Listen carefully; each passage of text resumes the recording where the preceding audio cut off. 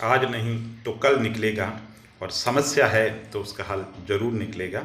आज मैं दो टॉपिक डिस्कस कर रहे हूँ जो प्रारंभिक परीक्षा के लिए, मुख्य परीक्षा के लिए, दोनों के लिए कॉमन रूप से इम्पोर्टेंट है। अब उनको कैसे तैयार करना, ऐसे टॉपिक तैयार करोगे, इसके आधार पर आप और अन्य टॉपिक भी तैयार कर सकते हो। एक टॉपिक है वृद्धि और विकास।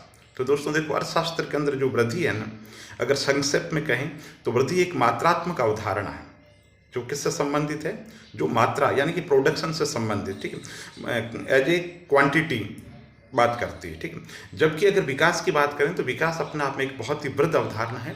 इसमें मात्रात्मक पक्ष और गुणात्मक पक्ष दोनों ही पक्ष शामिल है। दूसरे शब्दों के अंदर कहें तो आर्थिक विकास अर्थशास्त्र से संबंधित अवधारणा है, यानी कि आर्थिक आयाम पे इस पे ज़्यादा जोर है।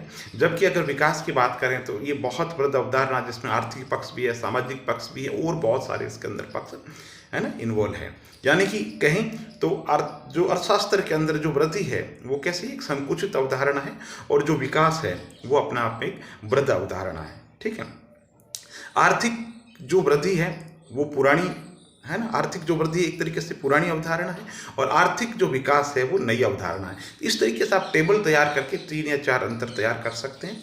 अब बात करें राजस्थान की अंतर्गत औद्योगिक विकास की बात कर रहे हैं, आपको 100 शब्दों में पूछ रहे राजस्थान सरकार ने औद्योगिक विकासों के लिए क्या किया है। तो देखो बहुत आंकड़े हैं। आंकड़े कैसे हैं कि द्वितीय पंचवर्षीय योजना के अंदर उद्योगों पे जोर दी गई। फिर संस्थाओं की बात करें तो राजस्थान सरकार ने रीको की स्थापना की, आरएफसी की स्थापना की, राजकोन की स्थापना की, राजसिको की स्थापना की, 4 संस्थाएं हो गई।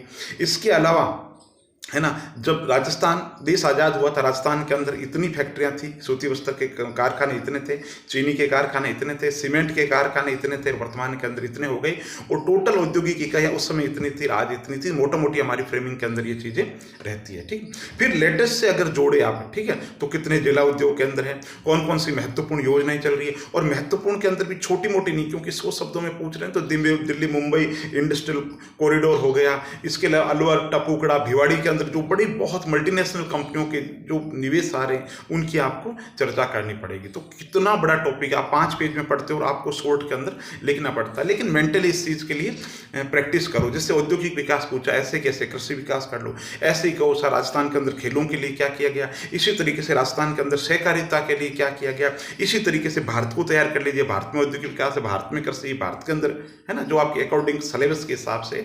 तो मेंटल एक्सरसाइज करो, और कोई भी टॉपिक पूछे उसके लिए आप मेंटली प्रिपेयर हो। हाँ साहब, कृषि के विकास के लिए राजस्थान सरकार ने ये किया गया और ये कमियां हैं, तो शॉर्ट के अंदर तैयार करो और टॉपिक को पूरा तैयार कर लो। राजस्थान के औद्योगिक संस्थान तो पूरा वर्ष के साल में स्थापना हुई, कौन कौन सी योजनाएं रीको चला रहा है, कौन कौन सी योजनाएं आरएफसी चला रहा है, ताकि बार बार पढ़ने की जरूरत ही नहीं पड़े। हमेशा कहता हूँ एक डायरी रखो और उस डायरी के अंदर शॉर्ट के अंदर इस तरीके से चीजें तैयार करते रहो।